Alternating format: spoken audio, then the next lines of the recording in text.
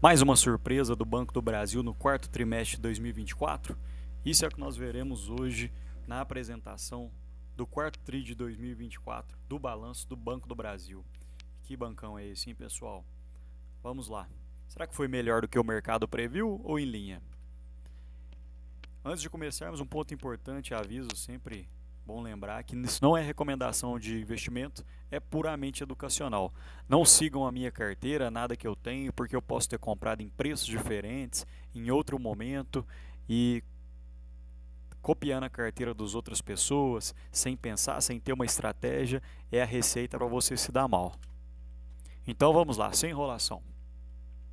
Esse foi o guidance, né, as projeções corporativas que o Banco do Brasil haviam feito para 2024. Podemos ver que o banco esteve em linha ou superou diversas. A carteira de crédito teve um aumento de 11,7%, batendo o teto do guidance, né, da projeção. A carteira sustentável também praticamente bateu o teto.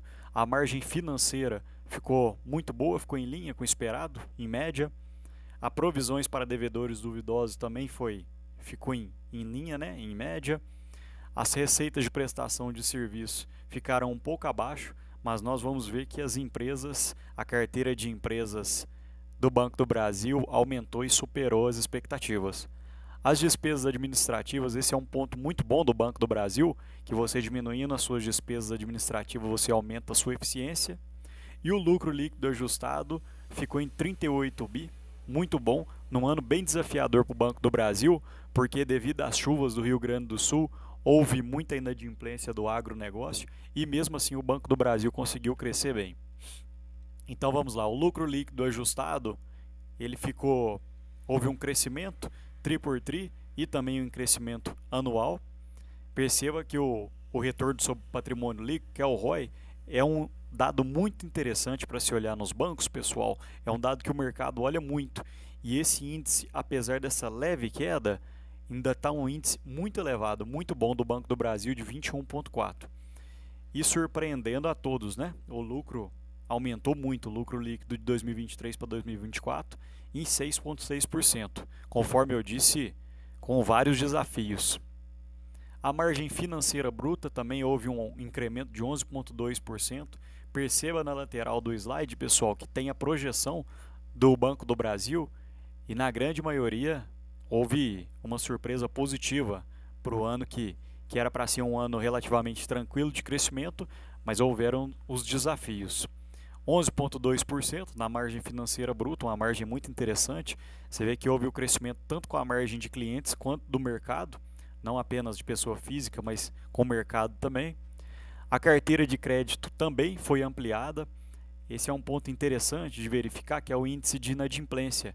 O índice de inadimplência do Banco do Brasil fica em 3,32%, um pouco acima do mercado, porém ainda está em níveis bem aceitáveis pelo banco, pela estrutura, pelo crédito que aceita correr. E nós vamos ver a seguir também que a inadimplência de pessoa física caiu tri por tri e na ótica anual também houve um leve decréscimo. Você percebe que a cobertura de pessoa física aqui está ok, a cobertura de crédito de pessoa física muito tranquila.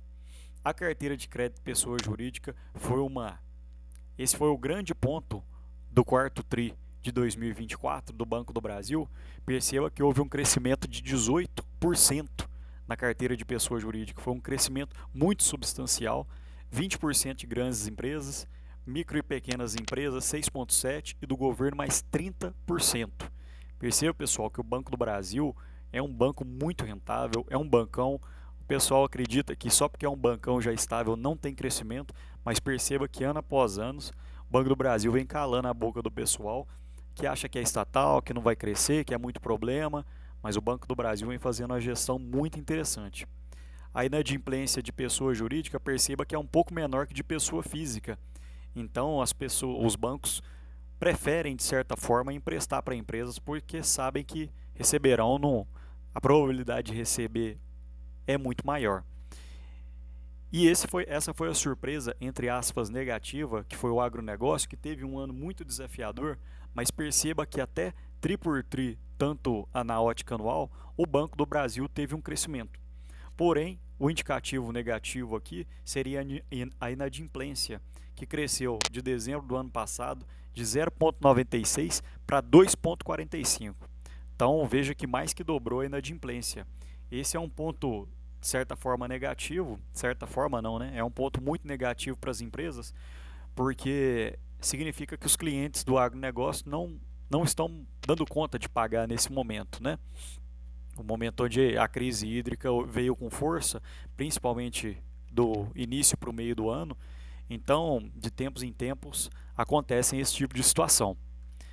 Mas perceba que até mesmo quando aconteceu esse tipo de situação, apesar do novo provisionamento, ainda bateu o guidance do Banco do Brasil. As receitas com prestação de serviço, perceba que a receita aumentou em 5%, administração de fundos, seguro, previdência e capitalização, consórcios, mercado de capitais, o Banco do Brasil conseguiu ter crescimento nas receitas em todos os seus braços.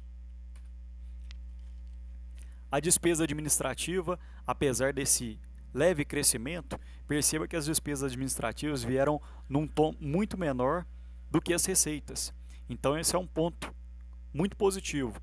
O índice de eficiência, esse é um índice que quanto menor, melhor. Perceba que o índice de eficiência do Banco do Brasil continua num índice muito bom, num nível muito tranquilo. A despesa de pessoal também cresceu pouco. Outras despesas administrativas, houve o crescimento na ótica anual, mas foi muito pouco. E perceba que até na ótica tri por tri, comparando o quarto trimestre do ano passado com esse, a evolução da despesa foi muito baixa. Perceba também que o Banco do Brasil vem fazendo investimentos em inovação e transformação digital. Isso aqui acaba virando lucro para o Banco do Brasil, porque com esses investimentos o pessoal começa a utilizar mais o aplicativo, menos agência, pode ter menos pessoal, menos agências físicas, menos despesas. Então isso aqui é um ponto muito interessante deles estarem investindo. E perceba que o investimento é muito pequeno para ter um aplicativo muito bom, para você ter um pessoal na área de tecnologia que consegue dar conta de uma parte muito interessante da base de clientes do Banco do Brasil. Aqui são as projeções corporativas, o guidance de 2025. Perceba que o Banco do Brasil já está prevendo um ano de muitos desafios, né? Eles colocaram todos os índices previstos para o próximo ano numa média menor do que o ano de 2024. A carteira de crédito eles estão prevendo um crescimento entre 5,5% a 9,5%, a carteira sustentável de 7 a 11%, margem financeira entre 111 e 115 bilhões, a perda esperada com clientes duvidosos de 38 a 42 bilhões, receita com prestação de serviço levemente elevado, as despesas administrativas, e eles estão prevendo um leve ajuste no lucro líquido. E ainda um fato relevante que foi divulgado hoje pelo mercado foi o anúncio de dividendos e JCP. Eles divulgaram 0,13 dividendos por ação e 0,34 JCP complementar. Aqui já está o valor e o valor a ser atualizado pela taxa Selic até a data com.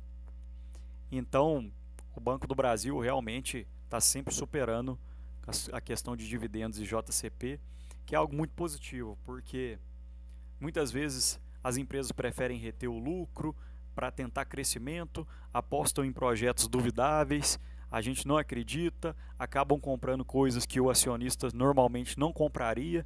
Então é muito melhor a distribuição desses dividendos no bolso do acionista, para ele fazer o que bem entender, investir na empresa que achar necessário, ou fazer o gasto com gastos pessoais, comprar outras coisas, do que realmente a empresa investir nela mesma.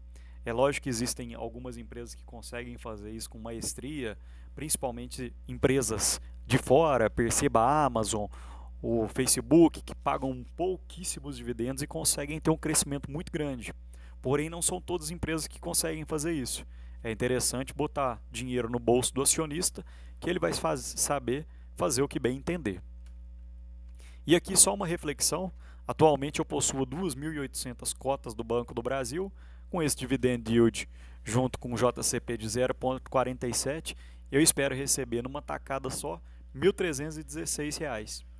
E só fazendo uma previsão, seguindo o guidance que a empresa divulgou, o lucro líquido ajustado entre 39 e 41 bilhões, quis fazer um lucro líquido em média de 39 bilhões, o payout do Banco do Brasil é de 45%, o número de papéis é de 5 bilhões e 700 milhões, logo o dividend yield ficaria em torno de 3,06, na cotação de 28,87, dando o dividend yield de 10,61.